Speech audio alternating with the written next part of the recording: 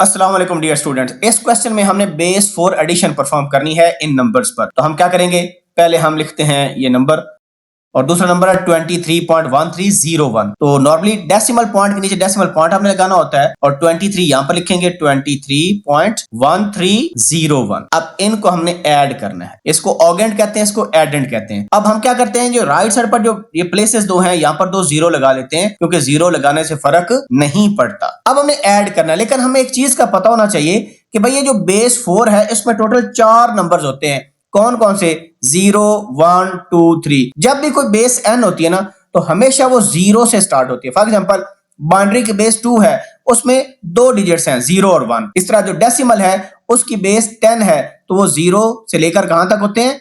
9 तक होते हैं। ये डेसिमल है, ये आपके पास बेस 4 है और ये बाइनरी है। तो होता क्या है, जब हमारा नंबर एक्सीड करता है, लेट्स सपोज डेसिमल में जब हम 9 से एक्सीड करते हैं, 10 आता है, 11 आता है, 12 आता है, तो फिर हम क्या करते हैं, हम उसको इन डिजिट्स में रिप्रेजेंट करते हैं। यही काम हमने यहां पर करना है कि जब हमारा आंसर 3 से एक्सीड करेगा, यानी हमारा आंसर आएगा 4 5 या 6 समथिंग लाइक दैट, कि 3 से जब बड़ा आएगा हमने क्या करना है, उन नंबर्स को दोबारा कन्वर्ट करना है 0 से 3 तक। ठीक है, तो इस काम के लिए फिर हम सक्सेसिव डिवीजन करते हैं, जिस तरह के हम डेसिमल नंबर को बाइनरी में कन्वर्ट करते थे या ऑक्टल में कन्वर्ट करते थे एंड सो ऑन। तो अब आप यहां पर देखें, हम ऐड करते हैं। 0 प्लस 1 क्या आ जाएगा? 1 आ जाएगा।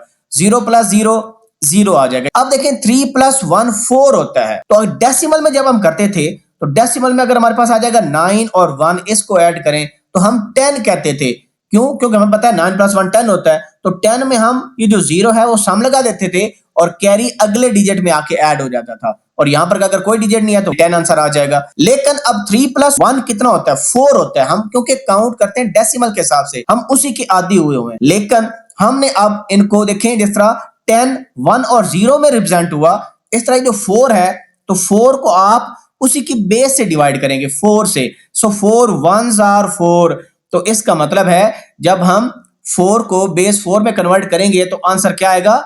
1 0 आएगा। जिस तरह 9 प्लस 1 1 0 आ रहा था, यानी 10 आ रहा था, तो ये भी आपके पास 10 बन जाएगा। तो हम यहां पर सम लिख देंगे और यहां पर कैरी लगा दें। ठीक है, ये वाला। अब दोबारा देखें, फिर 4 आ गया। 4 को 4 से डिवाइड करें तो हमारे पास सम क्या आ जाता है? 0 और कैरी क्या आ जाता है? 1। कैरी आगे चला जाएगा और डेसिमल पॉइंट के नीचे डेसिमल पॉइंट आ जाएगा। अब आप देखें 3 प्लस 3 कितना होता है? 6। अब 6 को हमने बेस 4 में कन्वर्ट करने के लिए सिंपल 4 से डिवाइड कर देंगे। 4 1s आर 4।